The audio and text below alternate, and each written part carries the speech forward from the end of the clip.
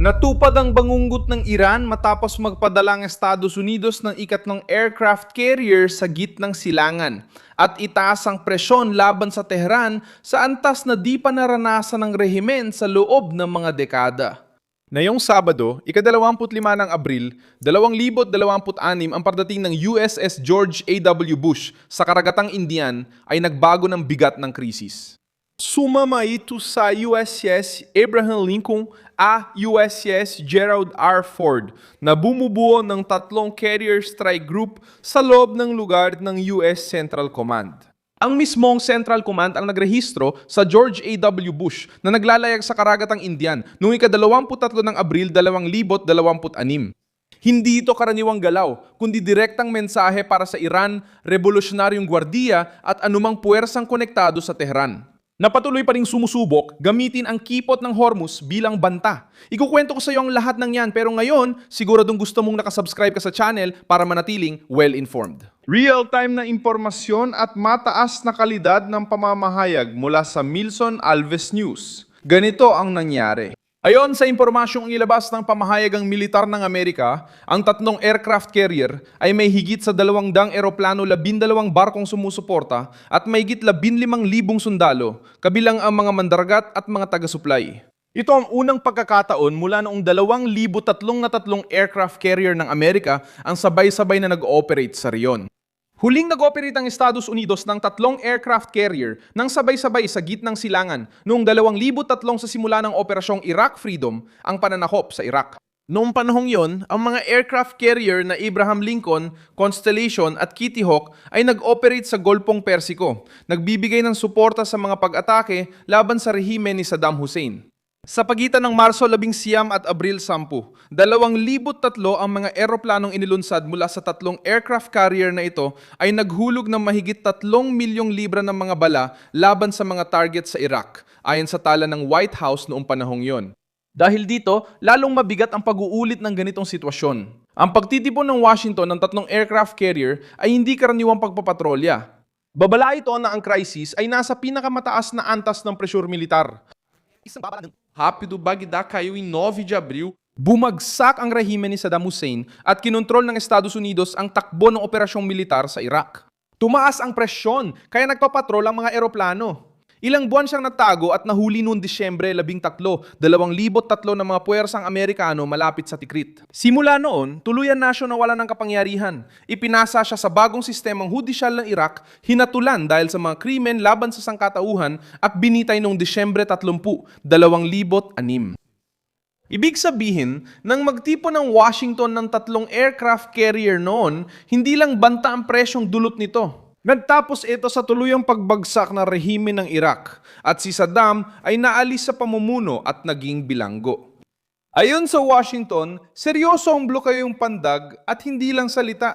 May barko sa dagat, eroplano sa impapawid at puwersang handang magpanatili ng presyon sa mahabang panahon. Ang USS George H.W. Bush ay dumating matapos ang mahabang ruta mula sa Estados Unidos at pag-ikot sa Africa sa pamamagitan ng Cape of Good Hope.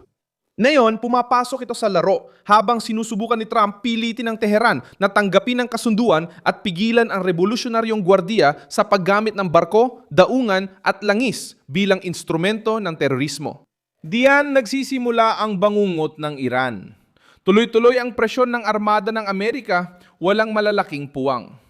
Maaring magpanatili ng mga patrola sa himpapawid ng isang aircraft carrier. Ang isa pa ay maaring magpalakas ng pagbabantay. Ang isa pa ay maaaring magdagdag ng lalim sa operasyon na nagpapalit ng puwang sa mga pang-uudyok at nagpapadagdag panganib sa bawat galaw ng Revolusyonaryong Gwardiya. Kung harangin ng Iran ang mga ruta, maaaring agad itong sagutin. Kapag umatras, lalabas ang kahinaan. Kapag mag-bluff, maaaring mabunyag ito. Ayon kay kalihim ng depensa, Pete Hegseth, lumalawak ang blokyo ng Amerika at 34 na barko na ang naipinali sa mga operasyong may kaugnayan sa presyon laban sa mga sasakyang dagat na konektado sa Iran. Ayon sa Wall Street Journal, sinabi ni Hegseth na ang operasyon ay nakatutok sa mga barkong konektado sa Iran sa mga internasyonal na katubigan at ang desisyon kung luluwagan ng presyon ay nasa kamay ni Pangulong Trump. Ang pagdating ng USS Hegseth George H.W. Bush ay nagpapalakas din sa negosasyon gamit ang puwersa. Gusto ni Trump na pumayag ang Iran sa kasunduang mas pabor sa Estados Unidos habang patuloy niyang pinananatili ang pressure militar bilang babala. Ayon sa Washington Post, dumating ang aircraft carrier malapit sa Iran habang iginigiit ni Trump ang pag-usad ng mga usapan sa Tehran at bukas pa rin sa posibleng muling aksyong militar kung kinakailangan. Nasa gitna ang revolusyonaryong gwardiya na sinusubukang magpakita ng kontrol, ngunit lalo silang napapalibutan. Ang kanilang puwersang pandagat ay maari pa ring lumika ng mga insidente gamit ang maliliit na sasakyan dagat, mga sapilitang pagsakay at pagbabanta. Ang maliliit na bangka ay maari makapag-abala, pero binabago ng 3 aircraft carrier ang sitwasyon. Iyan ang kaibahan ng paglika ng krisis at pagpapatuloy ng kampanya ng presyon. Ang USS Abraham Lincoln ay may kakayahan sa pag-atake, pagmamanman at advance na operasyon sa impapawid. Ang Gerald R. Ford ay kumakatawan sa pinakamakabagong uri sa hukbong dagat ng Amerika. Ang USS George A.J.W. Bush ay dumarating upang palawigin ang pananatili ng puwersa at higit pang higpitan ang espasyo ng pagkilos ng Iran. Sama-sama, binibigyan nila ang Estados Unidos ng kakayahang magpanatili ng mga eroplano, mga escort, mga patrol at mabilis na tugon sa tuloy-tuloy na pag-ikot. Ang presensyang ito ay mensahe rin sa mga kaalyado at karibal. Sa mga bansa sa Golpo, ipinapakita ng Washington na hindi nila iiwan ang mga ruta ng enerhiya.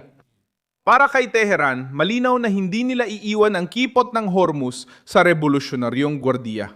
Para sa pandaigdigang merkado, malinaw na gustong panatilihin ng Estados Unidos ang paglalayag sa proteksyon ng militar kahit magdulot ito ng matagal na tensyon.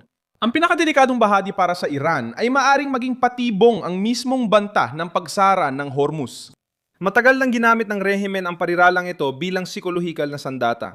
Ngayon, sa harap ng 3 aircraft carrier, kailangan patunayan kung kaya ba talaga nila yon o tinatakot lang nila ang mundo. Kung susubukan nilang isara, hinahamon nila ang mas makapangyarihang puwersya. Kung hindi susubukan, ipinapakita nitong may hangganan ang kanilang banta. Dahil dito, itinuturing na pinakamalalang senaryo para sa Tehran ang pagdating ng ikatlong aircraft carrier. Nawawala sa rehimen ang bentaha ng pagiging misteryoso. Dati, pwede silang magbanta, magmaniobra ng mga bangka at samantalahin ang kawalang katiyakan.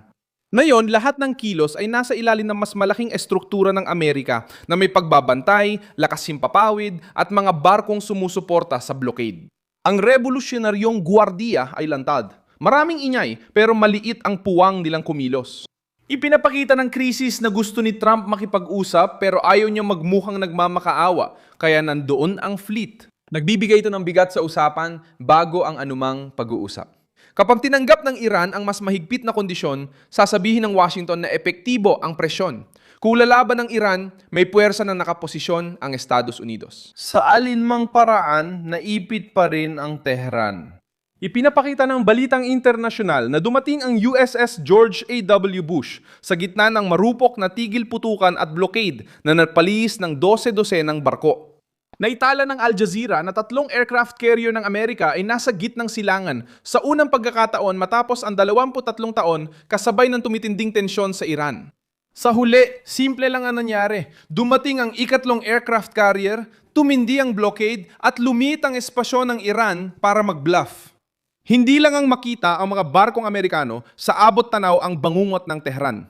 Mapapansin na ang pressure na yon ay nasa langis, pera, prestihiyo at kontrol ng rehimen. Malaki ang kapalit kung aabante ang revolusyonaryong gwardiya at kahinaan naman kung aatras. Kung susubukan nilang magpatagal, malino na handa ang Estados Unidos na magtagal sa dagat gamit ang lakas, gaano man katagal. I-like ang video, mag-subscribe sa channel at tingnan ang mga komento para maging aktibo sa Milson Alves News community.